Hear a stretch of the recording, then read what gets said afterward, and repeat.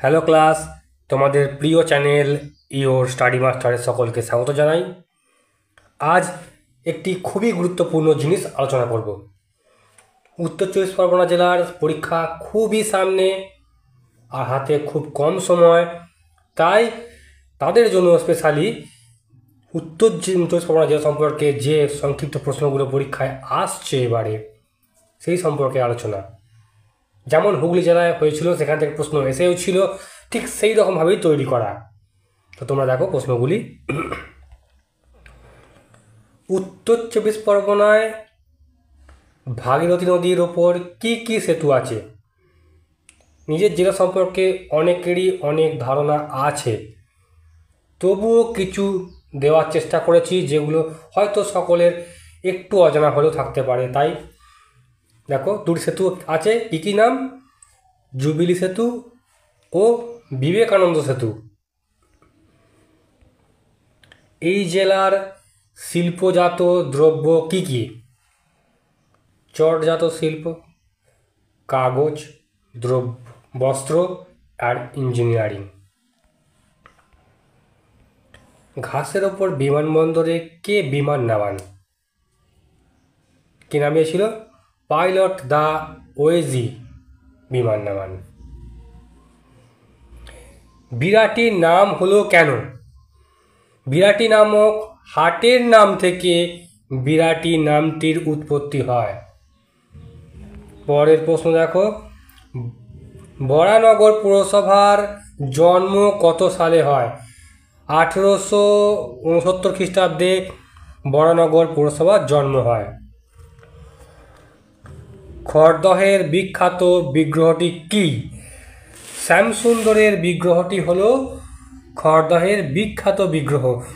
তো এই রকম দেখো প্রশ্নগুলো, যেগুলো সব নিজের জেলা সম্পর্কেই আছে, হয়তো কারো কারো অজানা, সেইগুলো জানার জন্য পরীক্ষাতে কিন্তু এগুলো আসে যে কতটা জানে সে যে তার জেলা সম্পর্কে থাকবে। বরানগরের বড় হাসপাতাল দুটির নাম কি? স্টেট জেনারেল হাসপাতাল ও নর্থ সাব আরবান হাসপাতাল। বেঙ্গল ইমিউনিটি কোম্পানি লিমিটেড কে কে প্রতিষ্ঠা করেন? নীলরতন সরকার ও বিধানচন্দ্র রায়। খুবই ইম্পর্টেন্ট প্রশ্ন, মনে রাখবে কিন্তু এগুলো। পরের, নিমতাতে কোন অন্যতম কবি জন্মগ্রহণ করেন? কবি কৃষ্ণরাম। কৃষ্ণরাম জন্মগ্রহণ করেছে নিমতাতে। এবার দেখো, কবি কৃষ্ণরাম রচিত কাব্যের নাম কি? রায়মঙ্গল কাব্য। ঘুরিয়ে প্রশ্ন আসতেই পারে, তো তখন ঘাবড়ে যাওয়ার কোনো প্রয়োজন নেই, এগুলো দেখে রাখলে। তারপর দেখো, কোন কাব্যে উল্লেখ আছে পানিহাটি গ্রামের কথা? চৈতন্য রচিতামৃত ও চৈতন্য ভাগবত কাব্যে উল্লেখ আছে পানিহাটি গ্রামের কথা। নিশ্চয়ই এগুলো তোমরা পড়েছো নামগুলো, তো সেখানে দেখে নাও তোমাদের গ্রামের নামই সেখানে উল্লেখ আছে। টিটাগড় নাম কি থেকে এসেছে? ইটাগড় নাম থেকে এসেছে টিটাগড়। তারপর, নৈহাটি প্রথমে কি নামে পরিচিত ছিল? নটিহাটি বা নবহট্ট নামে পরিচিত ছিল, যেটি এখন নাম নৈহাটি। কাঁঠালপাড়া কি জন্য বিখ্যাত? সাহিত্য সম্রাট বঙ্কিমচন্দ্রের জন্মস্থান। খুবই গুরুত্বপূর্ণ প্রশ্নটি। ইছাপুর নাম কখন হয়? বারুদ তৈরির এজেন্ট ফারকুহারের সময় থেকে। নবাবগঞ্জের কোন উৎসব খুব বিখ্যাত? ঝুলন উৎসব। পলতায় কিসের কারখানা ছিল? বারুদের কারখানা ছিল। কাঁচরাপাড়া স্টেশনের জন্ম কত সালে? 1852 খ্রিস্টাব্দের 29 সেপ্টেম্বর। ইছাপুরে ব্রিটিশ সরকার অর্ডিন্যান্স ফ্যাক্টরি কত সালে প্রতিষ্ঠা করেন? 1905 সালে বা খ্রিস্টাব্দে। শ্যামনগর কোন মহকুমার অন্তর্গত? বারাসাত মহকুমার অন্তর্গত। শ্যামনগরে অবস্থিত বিখ্যাত মন্দির দুটি কি কি? গোপীনাথ জিউর মন্দির ও ব্রহ্মময়ী কালী মন্দির।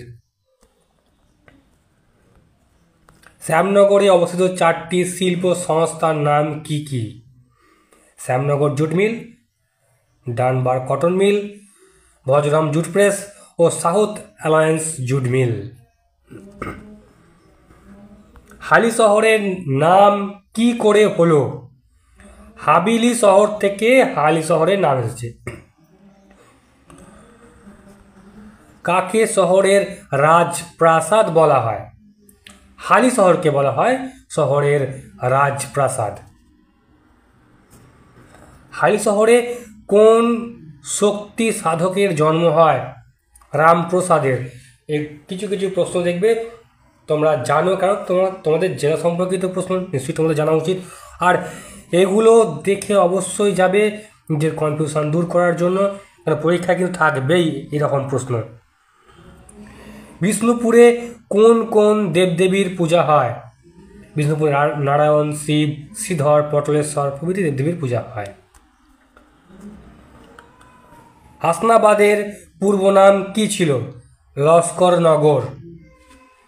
কার কি কি পূর্ব নাম ছিল বা কি করে হলো সেগুলো কিন্তু বলা হচ্ছে, এগুলো খেয়াল রাখতে হবে। দমদম শব্দের অর্থ কি? দমদম শব্দের অর্থ হলো উঁচু স্থান। কত সালে ক্লাইভ দমদমে আসেন? 1757 খ্রিস্টাব্দে ক্লাইভ দমদমে আসেন। কার নামে গৌরীপুর নাম হয়েছে? গৌরহরি মজুমদারের নামে এই গৌরীপুর নাম হয়েছে। আরিয়াদহের আদ্যাপীঠ মন্দিরটি কত উঁচু? কত উঁচু? 80 ফুট উঁচু। দক্ষিণেশ্বরে রামকৃষ্ণ সংঘ কে প্রতিষ্ঠা করেন? শ্রী অন্নদা ঠাকুর। অবশ্যই মনে রাখবে এগুলো যেগুলো বলা হচ্ছে। দক্ষিণেশ্বর কার সাধন ক্ষেত্র? সকলের জানা প্রায় এটা, যে শ্রী শ্রী রামকৃষ্ণ পরমহংসদেবের সাধন ক্ষেত্র। কামারহাটি কোন মহকুমায় অবস্থিত? ব্যারাকপুর মহকুমায় অবস্থিত কামারহাটি। নব ব্যারাকপুরের সূচনা কে করেন? হরিপদ বিশ্বাস। আচার্য প্রফুল্লচন্দ্র কলেজ কত সালে শুরু হয়? খুবই গুরুত্বপূর্ণ প্রশ্নটা, মনে রাখতে হবে নিজের জেলায় যখন রয়েছে এটা। 1 জুলাই 1960 খ্রিস্টাব্দে। নিমতা কিসের জন্য বিখ্যাত? নিমতা কবি সত্যেন্দ্রনাথ দত্ত জন্মগ্রহণ করেছেন। এটা ঘুরিয়েও আসতে পারে, কিন্তু অবশ্যই প্রশ্নগুলো ঘুরিয়ে আসার সুযোগ আছে, তাই দেখে রাখা ভালো। কত সালে 24 পরগনা জেলা বিভক্ত হয়? মানে দুটি ভাগ হয়েছিল, উত্তর 24 পরগনা আর দক্ষিণ 24 পরগনা। 1986 খ্রিস্টাব্দে। 24 পরগনায় সর্বপ্রথম কোন শিল্প বিকাশ লাভ করেছিল? পাট শিল্প। বঙ্কিমচন্দ্র কত সালে কোথায় জন্মগ্রহণ করেন? 1838 খ্রিস্টাব্দে কাঁঠালপাড়ায়। এগুলো জানা খুবই দরকার। কোনো কবিদের জন্মস্থান কোথায় জন্মগ্রহণ করেছে বা কোন কবি, যেমনভাবে ঘুরিয়ে হোক আসবে।